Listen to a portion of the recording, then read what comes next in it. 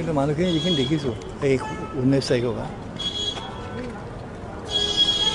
Actually অসমবিহীন Zubeen দাহে হ'ব লাগে।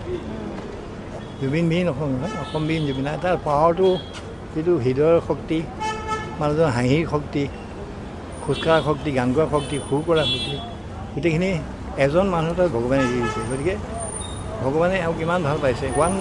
4 in 1 থাকে, 3 in 1 থাকে, ইজ অল ইন ওৱান গানৰ ক্ষেত্ৰতে।